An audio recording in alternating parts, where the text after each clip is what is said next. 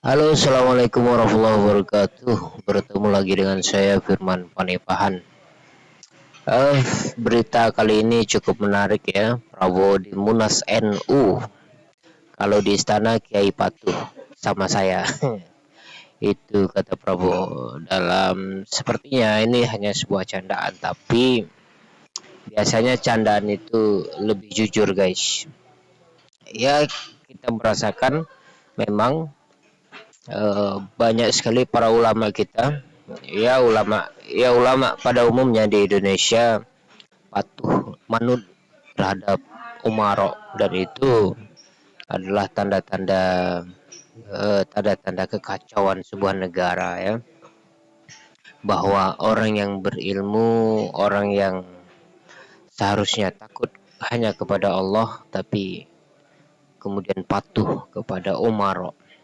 Seharusnya umaro yang datang gitu ya kepada ulama untuk meminta fatwa, untuk meminta nasihat, dan jauh dari kepentingan duniawi.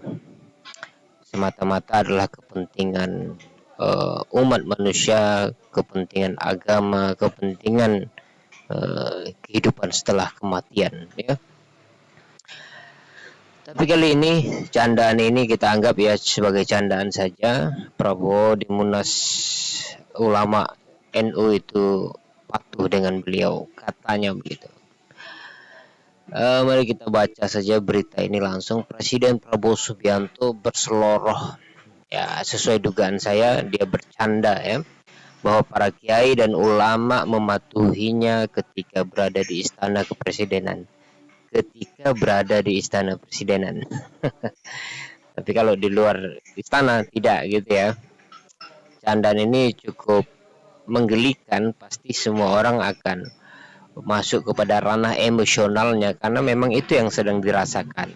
Jadi dalam komedi itu, kalau kita kalau kita relate dengan cerita seorang komedi itu, maka kita akan langsung tergeliti dan tertawa gitu ya dengan joke-joknya.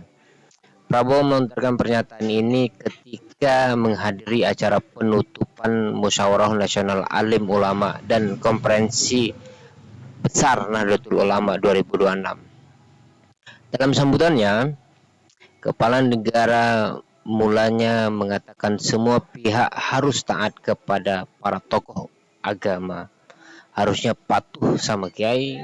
Kalau di sini di istana nanti kiai patuh sama saya, ujar Prabowo di Institut Agama Islam, ya sebagai candaan ya. Eh, ini pernyataan standar sebenarnya, bahwa semua orang harus patuh kepada tokoh agama.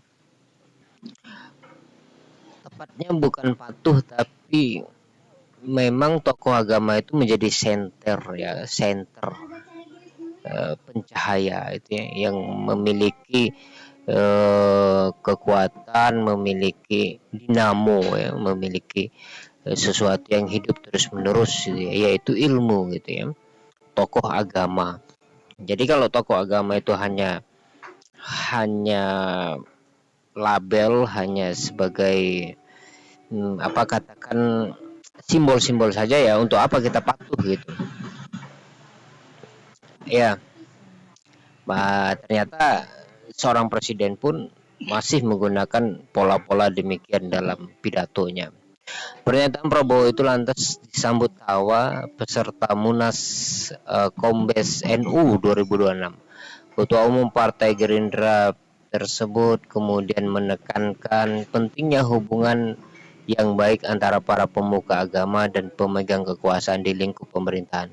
Itu namanya ulama dan umaro bersatu untuk negara dan bangsa, ujar Prabowo.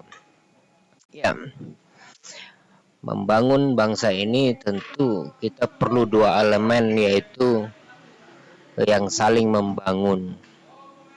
Elemen dari orang-orang yang mengerti tentang pemerintahan, hal-hal teknis, kemudian ya sesuatu yang dijalankan dengan baik gitu ya. Sementara hal-hal yang sifatnya konseptual, bahwa hidup ini konsepnya bagaimana dan sebagainya, seperti apa mengambil keputusan dalam perspektif agama dan jauh dari kepentingan atau justru kepentingan pengetahuan gitu kan. Itu sebenarnya terlepas dari kepentingan pribadi dan untuk mengenyangkan diri sendiri gitu. Jadi kalau seseorang sudah mulai berpikir untuk mengenyangkan diri sendiri atau suatu kelompok, maka dia keluar dari jalur kepentingan umum gitu ya. Sebenarnya begitu itu. Ulama itu adalah orang yang mendahului selain dirinya, selain kelompoknya. Dia mendahului keadilan dan lain sebagainya. Sebenarnya pada umumnya setara dengan ilmu pengetahuan.